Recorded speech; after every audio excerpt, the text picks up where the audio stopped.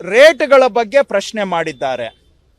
ಈಗ ನೋಡಿ, ಇಲ್ಲೇ ಜಂಗಲ್ ಇದೆ, ಒಂದು JCB ಏನಿಲ್ಲ ಅಂತ ಹೇಳಿದ್ರು ಈ ಒಂದು ಸೈಟ್ ಕ್ಲೀನ್ ಮಾಡೋದಕ್ಕೆ ಸುಮಾರು 3-4 ಅವರ್ಸ್ ಬೇಕಾಗುತ್ತೆ. ಬೆಂಗಳೂರಿನಲ್ಲಿ ಒಂದು JCB ಖರ್ಚು ಎಷ್ಟು, ಒಬ್ಬ ಡ್ರೈವರ್ ಖರ್ಚು ಎಷ್ಟು? ಇದನ್ನ ಟ್ರಾನ್ಸ್ಪೋರ್ಟ್ ಮಾಡಬೇಕಾದ್ರೆ ಒಂದು ಟಿಪ್ಪರ್ 2 to 3 ಅವರ್ಸ್ ಇಲ್ಲಿ ವೆಯ್ಟ್ ಮಾಡಬೇಕಾಗತ್ತೆ. ಬೆಂಗಳೂರಲ್ಲಿ ಲಾರಿಗಳ ಮೂವ್ಮೆಂಟ್ ರಿಸ್ಟ್ರಿಕ್ಷನ್ ಇರೋದ್ರಿಂದ ಒಂದು ಟಿಪ್ಪರ್ ಒಂದು ದಿನಕ್ಕೆ ಒಂದೇ ಲೋಡು ತಗೊಂಡೋಗಕ್ಕಾಗೋದು. ಯಾಕಂದ್ರೆ ಬೆಳಗಿನ ಜಾವ ಓಡಾಡೋಂಗಿಲ್ಲ, ಸಾಯಂಕಾಲ ಓಡಾಡೋ ಆಗಿಲ್ಲ, ಮಧ್ಯದಲ್ಲಿ ಮಾತ್ರ ಓಡಾಡಬೇಕು. ಸೊ ಒಂದು ದಿನಕ್ಕೆ ಒಂದೇ ಲಾರಿಯಲ್ಲಿ ಒಂದೇ ಲೋಡು ನಾವು ತಗೊಂಡೋಗೋದಕ್ಕೆ ಸಾಧ್ಯ ಆಗೋದು. ಅದಕ್ಕೋಸ್ಕರ ಏನು ಮಾಡಿದ್ದೇವೆ, ಈ ಚಿಕ್ಕ ಸೈಟ್ ಆದರೆ 6,700 ರೂಪಾಯಿ ಕ್ಲೀನ್ ಮಾಡೋಕ್ಕೆ, ಅದರಿಂದ ಹಿಡ್ಕೊಂಡು ಸೈಟ್ ಮೇಲೆ ರೇಟು ಫಿಕ್ಸ್ ನಿಗದಿ ಆಗುತ್ತೆ. ಟ್ರಾನ್ಸ್ಪೋರ್ಟೇಷನ್ಗೆ 19,000 ಅಂತ ಹಾಕಿದ್ದೀವಿ. ಯಾಕೆ ಅಂದರೆ 25 ಕಿಲೋಮೀಟರ್ ದೂರ ಹೋಗ್ಬೇಕು ಈ ಲಾರಿ. ಅಲ್ಲಿ ನಾವು ಕ್ವಾರಿ ಪಿಟ್ಟಲ್ಲಿ ತಗೊಂಡೋಗಿ ಸುರಿಬೇಕು ಅಂದರೆ ಈ ನಿಮ್ಮ ಸೈಡ್ದು ತಗೊಂಡೋಗಿ ನಾವೆಲ್ಲೋ ರೋಡ್ ಸೈಡಲ್ಲಿ ರಾತ್ರಿ ಕದ್ದು ಸುರಿದಂಗೆ ಸುರಿಯೋಕ್ಕಾಗಲ್ಲ. 25 ಕಿಲೋಮೀಟರ್ ದೂರ ಸಾಕಾಣಿಕೆ ಮಾಡಿ ನೋಟಿಫೈಡ್ ಸೈಟಲ್ಲೇ ಇದನ್ನ ನಾವು ಡಂಪ್ ಮಾಡಬೇಕಂದ್ರೆ ಒಂದು ದಿನಕ್ಕೆ ಒಂದೇ ಲೋಡು ನಾವು ಮೂವ್ ಮಾಡೋಕ್ಕಾಗೋದು. ಸೊ ಆದ ಕಾರಣಕ್ಕೆ ಅಷ್ಟು ಖರ್ಚು ಬರುತ್ತೆ. ಇನ್ನು ಕೆಲವರು ಕೇಳಿದ್ದಾರೆ, ಕಾಂಪೌಂಡ್ ಇದ್ರೆ ಜಾಸ್ತಿ ಮಾಡಿದ್ದೀರಾ, ಕಾಂಪೌಂಡ್ ಇರೋರಿಗೆ ಕಡಿಮೆ ಮಾಡಬೇಕಾಗಿತ್ತು ನೀವು ಅಂತ. ಕಾಂಪೌಂಡ್ ಕಟ್ಟಿರೋದು ಒಳ್ಳೇದೇ, ಸ್ವಾಗತ ಮಾಡ್ತೇವೆ ನಾವು ಕೂಡ. ದಯವಿಟ್ಟು ಎಲ್ಲರೂ ಕಾಂಪೌಂಡ್ ಕಟ್ಕೊಳ್ಳಿ ಅಂತ ಹೇಳ್ತೇವೆ. ಆಯಿತು, ಕಾಂಪೌಂಡ್ ಇರೋರಿಗೆ ನೀವು ಜಾಸ್ತಿ ಚಾರ್ಜ್ ಮಾಡ್ತಾ ಇದ್ದೀರಲ್ಲ ಅಂತ ಕೇಳ್ತಾ ಇದ್ದೀರಾ. ಯಾಕೆ ಜಾಸ್ತಿ ಚಾರ್ಜ್ ಆಗುತ್ತೆ ಅಂದರೆ, ಕಾಂಪೌಂಡ್ ಇದ್ರೆ ಅದನ್ನ ಒಡೆದು ಒಳಗೆ ಎಂಟ್ರ್ ಆಗಬೇಕು, ಬ್ರೇಕಿಂಗ್ ಚಾರ್ಜಸ್ ಬರುತ್ತೆ. ಆ ಕಾರಣಕ್ಕಾಗಿ ಕಾಂಪೌಂಡ್ ಇರೋರಿಗೆ ಸ್ವಲ್ಪ ಎಕ್ಸ್ಟ್ರಾ ಚಾರ್ಜ್ ಅನ್ನ ನಾವು ಕೊಡ್ಲೇಬೇಕಾಗತ್ತೆ. ಸೊ ಇಷ್ಟು ಹೌದು. ನಮ್ಗೆ JCB ಒಳಕ್ ಹೋಗೋದಕ್ಕೆ ಗೇಟ್ ಇದ್ರೆ ಏನು ಪ್ರಾಬ್ಲಮ್ ಇಲ್ಲ. ಗೇಟ್ ಇಲ್ಲದೆ ಹೋದ್ರೆ ಬ್ರೇಕ್ ಮಾಡಬೇಕಾಗಿ ಬಂದಾಗ ಮಾತ್ರ ಎಕ್ಸ್ಟ್ರಾ ಚಾರ್ಜ್ ಮಾಡಬೇಕು. ಗೇಟ್ ಇದ್ರೆ ಎಕ್ಸ್ಟ್ರಾ ಚಾರ್ಜ್ ಮಾಡಬಾರದು ಅಂತ ನಾನು ನಮ್ಮ ಅಧಿಕಾರಿಗಳಿಗೆ ಸೂಚನೆಯನ್ನ ಕೊಟ್ಟಿದ್ದೇನೆ. ಬ್ರೇಕಿಂಗ್ ಇನ್ವಾಲ್ವ್ಡ್ ಆದ್ರೆ ಮಾತ್ರ ಎಕ್ಸ್ಟ್ರಾ ಚಾರ್ಜಸ್. ಇನ್ನೊಂದು ಹೇಳಿದ್ರು, ಪೆನಲ್ಟಿ ಯಾಕೆ ಹಾಕ್ತೀರಾ ಅಂತ. ನಾನು ನಮ್ಮ ಅಧಿಕಾರಿಗಳಿಗೆ ಹೇಳಿದ್ದೇನೆ, ಫಸ್ಟ್ ಟೈಮ್ ಕ್ಲೀನ್ ಮಾಡೋವಾಗ ಪೆನಲ್ಟಿ ಹಾಕಬೇಡಿ. ಫಸ್ಟ್ ಟೈಮ್ ಕ್ಲೀನ್ ಮಾಡುವಾಗ ಪೆನಲ್ಟಿ ಹಾಕಬೇಡಿ. ಬರೀ ಏನು ಖರ್ಚು ಬರುತ್ತೆ ಆ ಖರ್ಚನ್ನ ಮಾತ್ರ ರಿಕವರಿ ಮಾಡ್ಕೊಳ್ಳಿ. ಸೊ ಪೆನಲ್ಟಿ ಹಾಕೋದಿಲ್ಲ, ಪೆನಲ್ಟಿ ಹಾಕಬೇಡಿ ಅಂತ ನಮ್ಮ ಚೀಫ್ ಕಮಿಷನರ್ ಅವ್ರಿಗೆ ನಾನು ಒತ್ತಾಯ ಮಾಡಿದ್ದಾನೆ, ಅವರು ಒಪ್ಕೊಂಡಿದ್ದಾರೆ.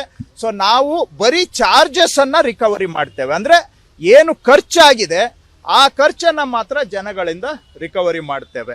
ಖರ್ಚು ಕೂಡ ನಮ್ಮದು ಜಾಸ್ತಿ ಇದೆ ರೇಟು, ನಾನು ಒಪ್ಕೊಳ್ತೇನೆ. ಹೌದು, ನಮ್ಮ ರೇಟ್ ಜಾಸ್ತಿನೇ. ನೋಡಿದಾಗ ನಮಗೂ ಅನ್ಸುತ್ತೆ ಜಾಸ್ತಿ ಅಂತ. ಎಲ್ಲಿಂದ ಬಂತು ಈ ರೇಟು ಅಂತ ಹೇಳಿದ್ರೆ, ಗೌರ್ಮೆಂಟ್ ಅಲ್ಲಿ SR ರೇಟ್ ಇದೆ. SR ರೇಟ್ ಆಧಾರದ ಮೇಲೆ ಒಂದು ಚದರ ಅಡಿಗೆ ಇಷ್ಟು ಅಂತ ನಿಗದಿ ಆಗ್ಬಿಟ್ಟಿದೆ. ಆ ರೇಟನ್ನು ನಾವಿಲ್ಲಿ ತಗೊಂಡಿದ್ದೀವಿ ಬಿಟ್ರೆ ಯಾವುದು ನಾವಾಗಿ ನಾವು ಏನೋ ಸೃಷ್ಟಿ ಮಾಡಿದ ರೇಟ್ ಅಲ್ಲ ಇದು. ಗೌರ್ಮೆಂಟ್ SR ರೇಟನ್ನು ಇಲ್ಲಿ ಅಡಾಪ್ಟ್ ಮಾಡ್ಕೊಂಡಿದ್ದೇವೆ. ಹಾಗೂ ಅಷ್ಟಕ್ಕೂ ಮೀರಿ ಇದು ಜಾಸ್ತಿ ಅಂತ ಅನ್ಸಿದ್ರೆ, ಹೌದು ಇದು ಜಾಸ್ತಿ. ನಾನು ಮತ್ತೆ ರಿಕ್ವೆಸ್ಟ್ ಮಾಡ್ತೇನೆ ಜನಗಳಿಗೆ, ದಯವಿಟ್ಟು GBNವ್ರಿಗೆ ನಿಮ್ಮ ಸೈಟ್ ಒಳಗಡೆ ಬರೋದಕ್ಕೆ ಬಿಡಬೇಡಿ. ತಾವೇ ತಮ್ಮ ಸೈಟ್ ಅನ್ನ ಕ್ಲೀನ್ ಮಾಡ್ಕೊಂಡ್ಬಿಡಿ. ನಿಮ್ಗೆ ನಾನು ಬೇಕಾದ್ರೆ ಒಂದು appreciation letter, thank you letter ಅನ್ನ ಕಳಿಸ್ತೇನೆ. ಯಾಕಂದ್ರೆ ಬೆಂಗಳೂರಿನ ಸ್ವಚ್ಛತೆಗೆ ತಾವು ಸಹಕಾರ ಕೊಡ್ತಾ ಇದ್ದೀರಿ ಅಂತೇಳಿ ನಿಮಗೆ ನಾನು ಬೇಕಾದ್ರೆ ಥ್ಯಾಂಕ್ಸ್ ಲೆಟರ್ ಕಳಿಸ್ಕೊಡ್ತೇನೆ. ಯಾರ್ಯಾರು ಕ್ಲೀನ್ ಮಾಡ್ಕೊಂಡಿದ್ದಾರೆ ನನ್ನ ಸೋಷಿಯಲ್ ಮೀಡಿಯಾ ಹ್ಯಾಂಡ್ಲಲ್ಲಿ ಅವ್ರದ್ದು ಪೋಸ್ಟ್ ಮಾಡಿ ಅವ್ರಿಗೆ ನಾನು ಈಗ ಆಲ್ರೆಡಿ ಥ್ಯಾಂಕ್ಸ್ ಹೇಳಿದ್ದೇನೆ. ಸೊ ನನಗೂ ಕೂಡ ಈ ಖಾಲಿ ಸೈಟ್ ಬಂದು ಕ್ಲೀನ್ ಮಾಡೋ ಕೆಲಸ ನನಗೂ ಬೇಕಾಗಿಲ್ಲ. ನಿಮಗೂ ಇಷ್ಟು ದುಡ್ಡು ಖರ್ಚು ಮಾಡೋದು, ನೀವು ಖರ್ಚು ನಮಗೆ ಕಟ್ಟೋದು ನಿಮಗೂ ಬೇಕಾಗಿಲ್ಲ. ಕಮ್ಮಿ ಖರ್ಚಿಗೆ ತಾವೇ ಮಾಡ್ಕೊಂಡ್ಬಿಡಿ, ನಾನು ರಿಕ್ವೆಸ್ಟ್ ಮಾಡ್ತೇನೆ. ಆವಾಗ ನಾವು ನಿಮಗೆ ಜಾಸ್ತಿ ಚಾರ್ಜ್ ಮಾಡೋದು ಬೇಡ. ಆದರೆ ಬೆಂಗಳೂರು ಸುಧಾರಣೆ ಅಂತೂ ಆಗುತ್ತೆ, ತಾವಾಗಿ ತಾವು ಮಾಡಿಕೊಂಡ್ರೆ. ಅಷ್ಟು ಸಹಕಾರ ಕೊಡಬೇಕು ಅಂತ ನಾನು ಸಾರ್ವಜನಿಕರಲ್ಲಿ ಮನವಿಯನ್ನ ಮಾಡ್ತೇನೆ. ಇದಕ್ಕೆ ಕಾನೂನು ಎಲ್ಲಿದೆ ಅಂತ ಕೇಳ್ತಾರೆ. ಕಾನೂನು ಬಹಳ ಸ್ಪಷ್ಟವಾಗಿದೆ. GBA ಆಕ್ಟ್ನಲ್ಲಿ ಸೆಕ್ಷನ್ 290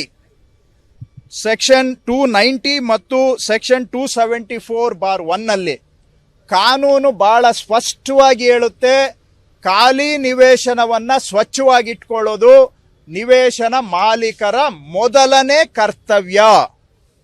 ರಿಪೀಟ್ ಮಾಡ್ತೇನೆ, GB ಆಕ್ಟ್ ಸ್ಪಷ್ಟವಾಗಿದೆ.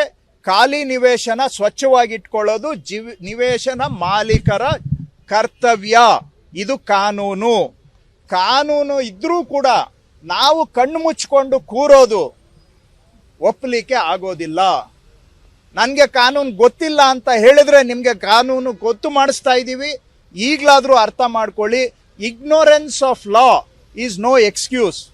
ನನಗೆ ಕಾನೂನು ಗೊತ್ತಿಲ್ಲ ಅಂತೇಳಿ ಸಬೂಬು ಹೇಳಬೇಡಿ ದಯವಿಟ್ಟು. ನೀವು ನನ್ನನ್ನು ಎಷ್ಟು ಬೇಕಾದರೂ ಬೈಕೊಳ್ಳಿ, ಆದರೆ ನಾನು ಕಾನೂನು ಅಡಿಯಲ್ಲಿ ಕೆಲಸ ಮಾಡ್ತಾ ಇದ್ದೇನೆ. ಯಾಕೆ ಮಾಡ್ತಾ ಇದ್ದೇನೆ? ಈ ಸೈಟು ಕ್ಲೀನ್ ಮಾಡೋದ್ರಿಂದ ಹ್ಯಾರಿಸ್ ಅವ್ರಿಗೆ ಏನು ಲಾಭ ಇಲ್ಲ, ನನಗೆ ಏನು ಲಾಭ ಇಲ್ಲ. ಆದರೆ ಬೆಂಗಳೂರು ಸುಧಾರಣೆ ಆಗುತ್ತೆ, ವಾಸ ಮಾಡೋ ಜನಗಳಿಗೆ ಒಳ್ಳೆ ಆರೋಗ್ಯ ಕೊಡಲಿಕ್ಕೆ ಸಾಧ್ಯ ಆಗುತ್ತೆ. ಸೊ ಇದರಲ್ಲಿ ನಿಮ್ಮ ಹತ್ರ ಬೈಸ್ಕೊಂಡು ನಾನು ಕೆಲಸ ಮಾಡಬೇಕು ಅಂದರೆ ನನಗೆ ನನ್ನ ಸ್ವಾರ್ಥ ಇದ್ದರೆ ಪರವಾಗಿಲ್ಲ. ಸ್ವಾರ್ಥ ಇಲ್ಲ. ನಮ್ಮ ಸರ್ಕಾರ, ಮುಖ್ಯಮಂತ್ರಿಗಳು ಹೇಳಿದ್ದಾರೆ, ಸಾರ್ವಜನಿಕ ಜಾಗದಲ್ಲಿ ನೀವು ಗೌರ್ಮೆಂಟ್ ಅವ್ರು ಕ್ಲೀನ್ ಮಾಡಿ, ಪ್ರೈವೇಟ್ ಸೈಟಲ್ಲಿ ಜನ ಕ್ಲೀನ್ ಮಾಡಬೇಕು ಅಂತ ಹೇಳಿದ್ದಾರೆ. ಬೆಂಗಳೂರಿನ ಸುಧಾರಣೆಗೆ ದಯವಿಟ್ಟು ಜಸ್ಟ್ ಕ್ಲೀನ್ ಮಾಡಿ, ನಿಮ್ಮ ಸೈಟನ್ನು ತಾವು ಮಾಡಿಕೊಂಡು ಸಹಕಾರ ಕೊಡಬೇಕು ಅಂತ ಮನವಿ ಮಾಡ್ತೇನೆ. ಖಾಲಿ ಸೈಟ್ಗಳು ಮತ್ತೆ ಸ್ವಚ್ಛತೆ ಮಾಡುವಂತ ಕೆಲಸ ಆಗ್ತಾ ಇದೆ. ಆದ್ರೆ ಸೈಟ್ ತೆಗೆದುಕೊಂಡು 5 ವರ್ಷ 10 ವರ್ಷ ಆದ್ರೂ ಕೂಡ ಮನೆ ಕಟ್ಟದೆ ಖಾಲಿ ಬಿಟ್ಟಿರುವಂತಹ ಸೈಟ್ಗಳ ವಿಚಾರವಾಗಿ ಏನ್ ನಿರ್ಣಯ ಮಾಡಿದಿರಿ ಸರ್? ಅದು ಇರ್ಬೋದು, ಸರ್ಕಾರದ ಯೋಜನೆಗಳಡಿ ಸೈಟ್ ಪಡ್ಕೊಂಡಿರ್ತಕ್ಕಂಥ ಫಲಾನುಭವಿಗಳಿಗೆ ಯಾವ ರೀತಿ ನಿರ್ಣಯ ಮಾಡಿದಿರಿ ಅಂತ ಈಗ ಮುಖ್ಯಮಂತ್ರಿಗಳು ತಮ್ಮದೇ ಆದಂತ ಆಲೋಚನೆಯನ್ನ ಅದ್ರ ಬಗ್ಗೆ ಹೇಳಿದ್ದಾರೆ. ಅವ್ರ ಹತ್ರ ಚರ್ಚೆ ಮಾಡಿ ತೀರ್ಮಾನ ಮಾಡೋಣ. BDA ಆಕ್ಟ್ ಇದೆ, BDA ಆಕ್ಟ್ ಅಲ್ಲಿ ಅವರೇ ಹೇಳ್ತಾರೆ 4 years ಅಲ್ಲಿ ಕಟ್ಟಲಿಲ್ಲ ಅಂದ್ರೆ ವಾಪಸ್ ತಗೋಬಹುದು. BDA ಆಕ್ಟ್ ಅಲ್ಲಿ ಇದೆ. ಇದು ತಗೊಳಕ್ ಪ್ರಾರಂಭ ಮಾಡಿದ್ರೆ ಮತ್ತೆ ಇದೇ ತರ ಅದು ಸ್ಟಾರ್ಟ್ ಆಗ್ತದೆ. ಆಕ್ಚುಲಿ ಜನನೇ ಈಗ, ಯಾಕೆಂದ್ರೆ ಇದು ಸಾಮಾನ್ಯ ಜನಕ್ಕೆ ಮನೆ ಕಟ್ಟಲಿಕ್ಕೆ ಸೈಟ್ ಮಾಡಿ BDA ಕೊಟ್ಟಿರುವಂತದ್ದು. ಅವ್ರು ಕಟ್ತೇನೆ ಖಾಲಿ ಇಟ್ಕೊಳ್ಳೋದು ಕಾನೂನು ಅಡಿಯಲ್ಲಿ ಸರಿಯಲ್ಲ. ಅಲ್ಲ, ಅದು ಇನ್ನೂ ನಾವು ಅದ್ರ ಬಗ್ಗೆ ಇದ್ ಮಾಡಿಲ್ಲ. ಅದನ್ನ ಮುಂದೆ ಮಾಡೋಣ. ಈಗ ಇರ್ಲಿ, ಸಡನ್ ಆಗಿ ಎಲ್ಲ ಮಾಡಕ್ ಆಗಲ್ವಲ್ಲ. ಅದ್ರ ಬಗ್ಗೆ ಒಂದ್ ಸ್ವಲ್ಪ ಸ್ಟಡಿ ಮಾಡ್ಬಿಟ್ಟು ಮಾಡೋಣ. ಈಗೆಲ್ಲ ಕ್ಲೀನ್ ಮಾಡ್ಲಿ, ಇದು ಮೆಸೇಜ್ ಹೋಗ್ಲಿ ನಿಮ್ ಮುಖಾಂತರ. ಖಾಲಿ ಇಟ್ರೆ ಮತ್ತೆ ಸರ್ಕಾರ ಅದ್ರ ಬಗ್ಗೆ ಆಲೋಚನೆ ಮಾಡಿ ವಾಪಸ್ ತಗೊಳ್ಳೋ, ಅದು ಕಾನೂನಲ್ಲಿದೆ. ಸರ್ಕಾರ ಏನು ಹೊಸದಾಗಿ ಏನು ಕಾನೂನು ಮಾಡಬೇಕಾಗಿಲ್ಲ ಅದಕ್ಕೆ. ಸೊ ಅದನ್ನು ಸ್ವಲ್ಪ ಆದಷ್ಟು ಬೇಗ ಮನೆ ಕಟ್ಕೊಳ್ಳೋ ಅಂಥದ್ದು ಎಲ್ಲರೂ ಮಾಡ್ಕೊಂಡ್ರೆ ಒಳ್ಳೇದು.